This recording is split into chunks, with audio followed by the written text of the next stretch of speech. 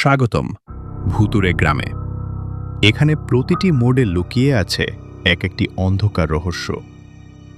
আজ রাতে এই গ্রামের নিস্তব্ধতা ভেঙে ভেসে আসছে এক ভয়ঙ্কর আহ্বান। আমাদের আজকের নিবেদন নিশুত রাতের ডাক। সাহস থাকলে সঙ্গে থাকুন শেষ পর্যন্ত, কারণ এই গ্রাম থেকে ফেরা সহজ নয়। নদীর ওপারে শান্তিপুর গ্রাম। গ্রামটা এমনিতে খুব সুন্দর, কিন্তু গ্রামের উত্তর দিকে যে বিশাল কালদহ বিল আছে, সেখানে সন্ধ্যার পর কেউ যাওয়ার সাহস পায় না। গ্রামের বৃদ্ধদের মুখে শোনা যায়, আজ থেকে বহু বছর আগে ওই বিলে একদল লোক নৌকা ডুবিতে মারা গিয়েছিল। তারপর থেকেই জায়গাটা ভারী হয়ে আছে। গল্পের নায়ক জাহিদ। সে শহরে থাকে, ইঞ্জিনিয়ারিং পড়ে।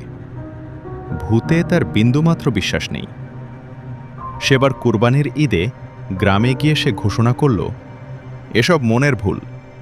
আমি আজ রাতে একাই কালদহ বিলের পাশে বটতলায় গিয়ে বসে থাকব। মা অনেক বারণ করলেন। দাদিমা তসবিহ গুনতে গুনতে বললেন, ওরে জাহিদ, ওসব জায়গায় যাস না, রাতের বেলা ওখানে বাতাস অন্য কথা বলে।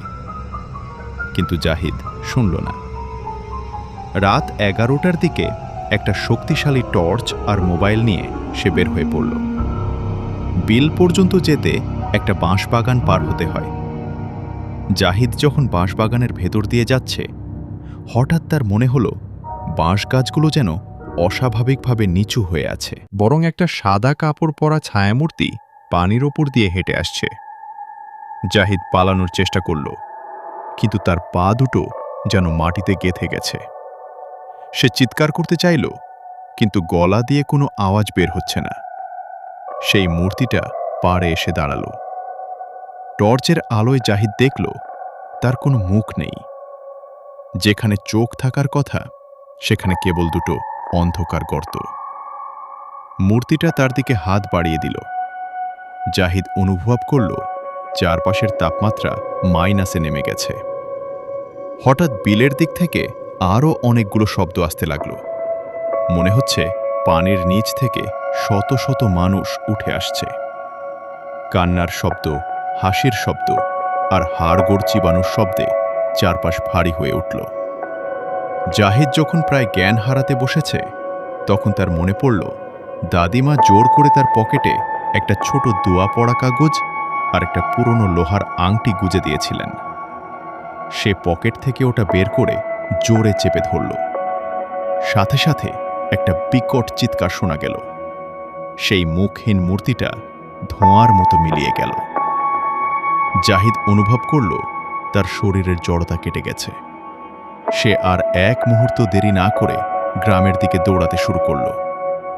পেছন থেকে সে শুনতে পাচ্ছিল অনেকগুলো পায়ের আওয়াজ তাকে তাড়া করছে। ঝপঝপ শব্দে বাঁশবাগান কাঁপছে। সে যখন গ্রামের প্রথম বাড়িটার কাছে পৌঁছালে, তখন সে বেহুঁশ হয়ে পড়ে গেল। পরদিন সকালে জাহিদের যখন জ্ঞান ফিরল, সে নিজেকে নিজের ঘরে আবিষ্কার করল। তার সারা শরীরে ঘাম আর ধুলো।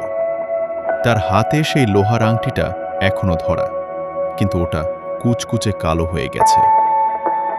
গ্রামের গুণিন খবর পেয়ে দেখতে এলেন।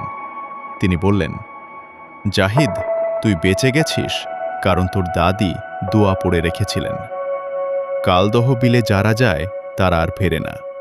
তুই যা দেখেছিস, তারা তোকে তাদের জগতে নিয়ে যেতে